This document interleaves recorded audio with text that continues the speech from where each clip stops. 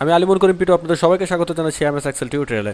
তো আজকে আমরা যেটা করব সেটা হচ্ছে যে এখানে দেখতে পাচ্ছেন যে আমি কিছু ডেটা নিয়েছি। তো এই ডেটাগুলোকে আমরা কিভাবে অর্থাৎ এমএস এক্সেল যে স্প্রেডশিট আছে সেখান থেকে আপনার ডাটাটাকে আপনি কিভাবে মাই স্কুলের যে টেবিল আছে সেখানে কনভার্ট করবেন। অর্থাৎ হচ্ছে এখান থেকে আপনি ডাটা নেবেন, সেটা যদি আপনি মাই স্কল যে টেবিল আছে সেই টেবিলে যদি আপনি কনভার্ট করতে চান বা ওইখানে যদি ইনপুট করতে চান, তাহলে সেটা কীভাবে করবেন। ধরুন যে এখানে আমার যে স্প্রেডশিট আছে এখানে lack of data in here, যদি অনেক ডাটা থাকে, তো এই অনেকগুলো ডাটাকে যদি আপনি মাই স্কুলের টেবিলে যদি ইন্ডিভিজুয়ালভাবে ইনপুট করতে যান, তাহলে সেটা আসলে করাটা খুবই বলবো যে কষ্টদায়ক। যে আসলে যে মাই স্কুল টেবিল আছে সেখানে ইন্ডিভিজুয়ালভাবে একটা একটা করে ডাটা ইনপুট করা সেটা অনেক কষ্টকর। তো এক্সেল থেকে আমরা সেই সুবিধাটা আছে যে এক্সেল থেকে আমরা সরাসরি যে ফাইলটা আছে সেই ফাইলটা নিয়ে ইনপুট করে দিব মাই স্কুল ডাটাবেজে। তো সেটা কিভাবে করব, তো সেটা করার জন্য অলরেডি আমি একটা চার্ট করে রেখেছি। এখানে দেখতে পাচ্ছেন যে মান্থ কিছু দেওয়া হয়েছে, মান্থের এগেনস্টে মানি এবং মানিও কিছু দেওয়া হয়েছে, অর্থাৎ অনেকগুলো টাকার যে অ্যামাউন্ট আছে সেটা ইউএস ডলারে দেওয়া আছে। তো এখন আমি এটা প্রথমে আমাকে যেটা করতে হবে, অর্থাৎ আমি যদি এই স্প্রেডশিটটাকে মাই স্কুল টেবিল যেটাতে আছে সেই টেবিলে যদি আমি কনভার্ট করতে চাই, তাহলে আমাকে যেটা প্রথমে করতে হবে সেটা হচ্ছে আমাকে সেভ করতে হবে। তো সেভ করার জন্য আমি এই কোনায় আমার চলে যাব হচ্ছে সেভ এজে যাওয়ার পরে আপনারা যখন এখানে আসবেন আপনারা সবসময় দেখেন যেটা সেটা হচ্ছে যে সেভ এজ টাইপ, এটা সবসময় এক্সেল ওয়ার্ক বুক থাকে, তার মানে সেটা হচ্ছে ডিফল্ট টাইপ হিসেবে আসলে সেভ এজ টাইপটা থাকে হচ্ছে এক্সেল ওয়ার্কবুক।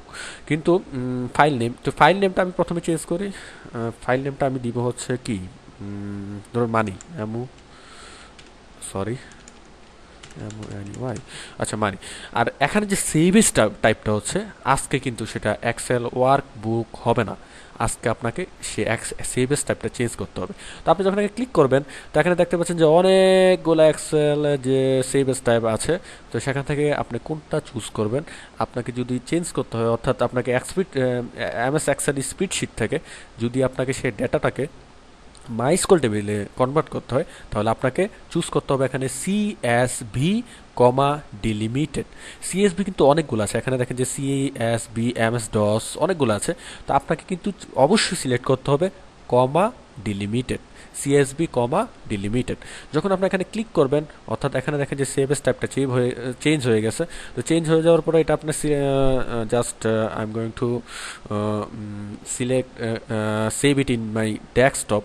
তো এটা হচ্ছে আমার ডেস্কটপে আমি এখন সেভ করব। তো ফাইল নেমটা আমি আবার চেঞ্জ করে দিই, কারণ সেই নামে অলরেডি আমার একটা ডেটা ফাইল নাম আছে। তো অন্য একটা নাম দিই, কি নাম দিব, কামাল। আচ্ছা কামাল একজনের নামই দিলাম। আচ্ছা, তো ফাইল নেমটা নেওয়ার পর আমি সেভ করলাম। তো এখানে আমাকে একটা অ্যালার্নিং দিচ্ছে যে কি করতে হবে, এটাকে ফাইল যেটা আমি সিলেক্ট করব সেখানে আসলে এই কালারগুলো যাবে না, তারপরে হচ্ছে এই স্ট্রাকচারটা যাবে না। অর্থাৎ এখানে এমএস এক্সেলে আপনি দেখতে পাচ্ছেন যে আমি যে সেলগুলো যে ডিজাইন আছে সেই ডিজাইনগুলো কিন্তু একই রকম আপনার নোটপ্যাডে যাবে না। অর্থাৎ আমার যে সিএসবি ফাইলটা আছে, অর্থাৎ সিএসবি কমা ডিলিমিটেড যে ফাইলটা আছে সেটা কিন্তু নোটপ্যাডে খুলবো। তো এটা একটু পরে একটু দেখতে পারবেন। তো আমি জাস্ট এখানে ওকে এবং এখানে ইয়েস ক্লিক করি। তো ক্লিক করার পর আমি এটাকে মিনিমাইজ করে ডেস্কটপে চলে আসি। তো ডেস্কটপে চলে আসার পর এখানে দেখতে পাচ্ছেন যে আমার কামাল নামে যে আমি ফাইলটা সেভ করলাম সেটা এখানে আছে। তো এটার উপরে আপনি মাউসের রাইট বাটন ক্লিক করে ওপেন উইথে যে নোটপ্যাড দিয়ে যখন ওপেন করবেন, তো এখানে দেখতে পাচ্ছেন যে এটা আসলে খুবই অর্ডিনারি একটা ডাটা। অর্থাৎ এখানে কোনো ডিজাইন নাই যেটা লাইক এস দিস ডিজাইন। অর্থাৎ এই এক্সেল স্প্রেডশিটের যে ডিজাইনটা ছিল সেই ডিজাইনটা কিন্তু আপনি নোটপ্যাডে দেখতে পাচ্ছেন না। তো আসলে নোটপ্যাডের যে আসলে যে মাই স্কোয়াল অর্থাৎ মাই স্কোয়াল যে টেবিল আছে সেটাতে আসলে এই ডিজাইনগুলো লাগে না। তো সেই জন্য ডিজাইনটা নাই আসলে নোটপ্যাডে। তো যাই হোক, এখন আমি এটা যেটা করব, এই যে আমার যে ফাইলটা তৈরি হয়েছে, অর্থাৎ কামাল নামে যে আমার ফাইলটা সিএসবি ফাইলটা তৈরি হয়েছে, সেই ফাইলটাকে আমি মাই স্কুলের যে আমার টেবিল আছে সেই টেবিলে কনভার্ট করে নিব। পরে আপনি যদি ডাটাবেস দিয়ে আপনি পিএসপি দিয়ে কোনো সফটওয়্যার তৈরি করতে চান, ওয়েব বেস যদি কোনো কিছু তৈরি করতে চান, তাহলে সেটা করতে পারবেন। তো সেটা করার জন্য আমি এখানে যে কোনায় যে আমার স্টার্ট বাটন আছে সেখানে ক্লিক করে আমি এখন ওয়ার্ম সার্ভারকে অন করব। অর্থাৎ আমার কম্পিউটার যে ওয়ার্ম সার্ভার আছে, তো আপনার কম্পিউটার যদি ওয়ার্ম সার্ভার থাকে তাহলে ওয়ার্ম সার্ভার আপনি অন করুন, স্টার্ট ওয়ার্ম সার্ভার। ইয়েস। আচ্ছা, তো ওয়ার্ম সার্ভারটা আসলে কোনায় আসে, কোনায় আসার পরে এখানে দেখতে পাচ্ছেন যে ওয়ার্ম সার্ভার চলে আসছে। ওয়ার্ম সার্ভারের এখানে যখন আপনি ক্লিক করবেন, এখানে দেখেন যে অনেকগুলো অপশন আছে। তো এখানে অনেকগুলো অপশনের পর আপনি যেখানে যাবেন সেটা হচ্ছে পিএসপি মাই অ্যাডমিন। তো পিএসপি মাই অ্যাডমিনে ক্লিক করার পরে পিএসপি যে শিটটা আছে সেটা চলে আসছে, অর্থাৎ পিএসপি যে আমার যে ফ্রন্টটা আছে সেটা চলে আসছে। তো পিএসপি এখানে আসার পরে বেশ কিছু তথ্য আছে যেটা আপনাকে দিতে হবে। ফার্স্ট যেটা দিতে হবে, এখানে দেখেন যে ল্যাঙ্গুয়েজ, অনেকগুলো ল্যাঙ্গুয়েজ আছে, আমরা তো আর এগুলো জানি না, অর্থাৎ অনেকগুলো ল্যাঙ্গুয়েজ আছে, চাইনিজ আছে। তো আমরা এখানে ইংলিশটা যেহেতু জানি ইংলিশটাই দিলাম। তো দেওয়ার পরে এখানে সাইজ আছে, অরিজিনাল সাইজ 130, 129, আমি 130 দিলাম। ফন্ট যে সাইজটা আছে, ফন্ট সাইজ, এটা ডিফল্ট আপনারা কমাই দিতে পারেন, সমস্যা নেই। আর এখানে শুধু আপনাকে এত কিছু না দেখে আপনি সরাসরি এখানে চলে আসবেন যে ক্রিয়েট ডাটাবেস, অর্থাৎ প্রথমে আমাদের যে মাই স্কুল আমরা যে কোনো কাজ করতে হলে প্রথমে আমাদেরকে ডাটাবেস ক্রিয়েট করতে হয়। তো ডাটাবেস আমরা একটা ক্রিয়েট করি, ডাটাবেস আমরা কি নামে ক্রিয়েট করতে পারি? তো ধরুন ডাটাবেস আমরা ক্রিয়েট করি হচ্ছে ডাটাবেস এসকিউএল নামে। সম্ভবত আমার আরেকটা ডাটাবেস আগে একটা দেওয়া হয়েছে, তো আমরা এটা SQL 3 দেই। তো 3 দিয়ে আমি ক্রিয়েট ডাটাবেস দিলাম, তো ক্রিয়েট দিলাম।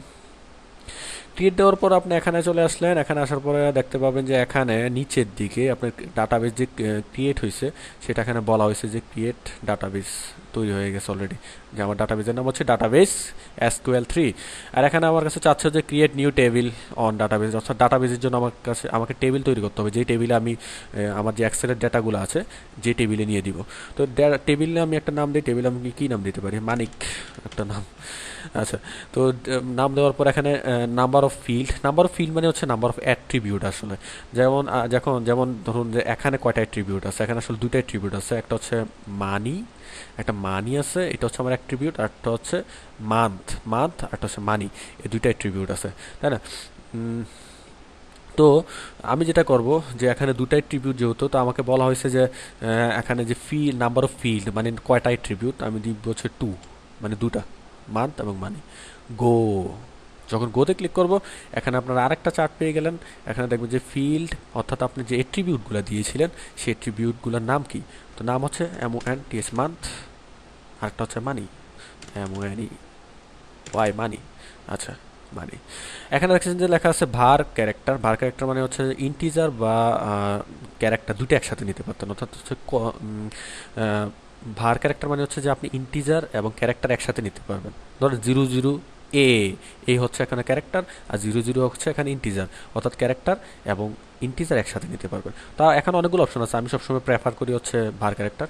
তো এখানে লেন্থ আপনি দেন, অর্থাৎ যে মান্থ লেখছেন, জানুয়ারি লিখতে কয়টা ওয়ার্ড লাগে। তো লেন্থ হচ্ছে ধরুন দিলেন 20, আর এটা দিলাম হচ্ছে আমি আবার 20। তো দেওয়ার পরে আমি এটা সেভ করলাম। সেভ করার পর আপনি দেখতে পাচ্ছেন যে এখানে টেবিল যেটা আছে সেটা পাওয়া গেছে, এখানে মানিক নামে একটা টেবিল। আর আমার যে ডাটাবেসটা সেটা এখানে দেখতে পাচ্ছেন ডাটাবেস 3, আর এখানে হচ্ছে ডাটাবেস 3 একটা টেবিল, এটা হচ্ছে মানিক। তো অলরেডি তৈরি হয়ে গেছে। আর নিচে যে আসেন দেখতে পাচ্ছেন যে ফিল্ডের আমার যে ফিল্ড অর্থাৎ এট্রিবিউটের নাম ভার ক্যারেক্টার 20 করে দিছি আমি, সেটা আছে। আর উপরে এখন অনেকগুলো অপশন থাকবে, সেটা হচ্ছে browse, structure, SQL, search, insert, export, import. তা আমি কি করব, আমি ইনপুট করব, অর্থাৎ আমার যে এক্সেল স্প্রেডশিটের যে ডেটাগুলো আছে সেটাকে আমি ইনপুট করব। তো ইনপুট আমি ক্লিক করি।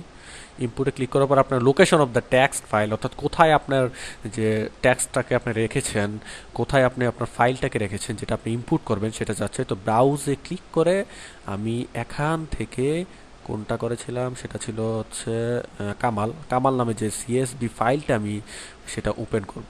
ওপেন করার পর আমি নিচে চলে যাব। নিচে চলে যাওয়ার পর এখানে একটা অপশন আছে, সেটা হচ্ছে যে ফরম্যাট অফ ইনপুট ফাইল, সেটা CSV দেওয়া আছে, এটা চেঞ্জ করে দেন। এটা দিবেন হচ্ছে CSV ইউজিং লোড ডাটা, কারণ আমি ডাটা লোড করছি।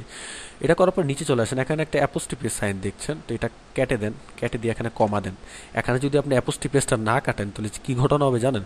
সেটা হচ্ছে যে প্রথম যে আপনার অ্যাট্রিবিউট আছে, অর্থাৎ টেবিল যে কলাম আছে, প্রথম কলামটাকে সে পুরোটা সিলেক্ট করবো, দুইটা কলামে আসবে না। অর্থাৎ মান্থ এবং মানি নামে যে দুটো অ্যাট্রিবিউট আছে, সেখানে মান্থ নামে যে অ্যাট্রিবিউটটা আছে সেখানে আপনার সব অ্যান্সার চলে আসবে। তো কমাটা যে চেঞ্জ করে আমি কমা দিলাম, তার মানে দুটাতে ভিন্ন ভিন্নভাবে যাবে। এখন যখন আপনি গোতে ক্লিক করবেন তখন দেখতে পাচ্ছেন যে একটা নোটিফিকেশন আসছে, সেটা বলা হচ্ছে যে input has been successfully finished, মানে আমি অলরেডি শেষ করে ফেলেছি। তো করার পর এখন আমি দেখতে চাচ্ছি যে আসলে শেষ হয়েছে কি হয় নাই। তো সেটা দেখার জন্য আপনি ব্রাউজে ক্লিক করেন, ব্রাউজে ক্লিক করে নিচে চলে আসেন, দেখেন যে আপনার ডেটাবেসে সেটা চলে আসছে। তো দেখতে পেলেন যে কিভাবে আমরা আমাদের যে ডেটা আছে এক্সেল স্প্রেডশিটের যে ডেটা আছে সেটা কিভাবে আমরা মাইস্কুয়েল টেবিলে কনভার্ট করব। তো এখানে আপনারা দেখতে পাচ্ছেন যে একটা জিনিস বাকি আছে, সেটা হচ্ছে যে মান্থ এবং মানি, অর্থাৎ আমার নোটপ্যাডের যে অ্যাট্রিবিউটগুলো ছিল সেটা চলে আসছে, সেটা কেটে দেন। কেটে দেওয়ার জন্য এখানে ক্রস সাইন আছে, ওকে ওকে দেওয়ার পরে দেখেন যে এটা গেছে, কোথাও কেটে যাওয়ার পরে বাকি ডেটাগুলো চলে আসছে। তো এইভাবে আপনি আপনার যে এক্সেল স্প্রেডশিট আছে সেখান থেকে ডেটাটাকে মাইস্কুয়েল টেবিলে কনভার্ট করতে পারবেন। তো এই টিউটোরিয়ালটি দেখার জন্য ধন্যবাদ। পরবর্তী টিউটোরিয়াল দেখার জন্য আমন্ত্রণ জানিয়ে আমি শেষ করছি। আলিমন করিম পিটু। তো পরবর্তী টিউটোরিয়াল দেখার আমন্ত্রণ রইল। আল্লাহ হাফেজ।